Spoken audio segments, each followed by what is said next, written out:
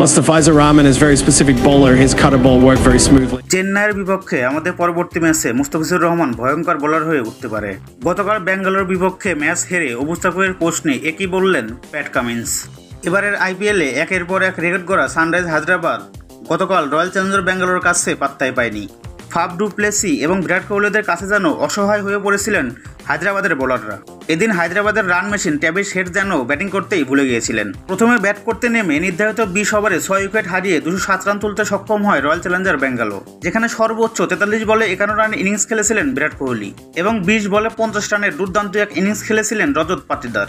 207 রানের বড় লক্ষ্যে ব্যাট করতে নেমে নির্ধারিত 20 ওভারে 8 উইকেট হারিয়ে 171 রান তুলতে সক্ষম হয় সানরাইজ হায়দ্রাবাদ। আর অপরদিকে বড় ব্যবধানে 35 রানের এক দুর্দান্ত জয় পায় রয়্যাল চ্যালেঞ্জার্স ব্যাঙ্গালোর।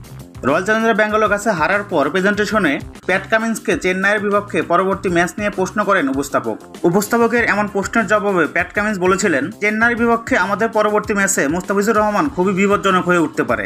মুস্তাফিজুর রহমানের স্লোয়ার কাটার বলগুলো বেশ কার্যকরী স্লো উইকেটে। প্রিয় দর্শক, মুস্তাফিজুর রহমান লখনৌর বিপক্ষে এমন বাজি বোলিং করার পরে আগামী ম্যাচে কি চান্স পাবে? অবশ্যই কমেন্টে জানিয়ে দিন আপনার মতামত।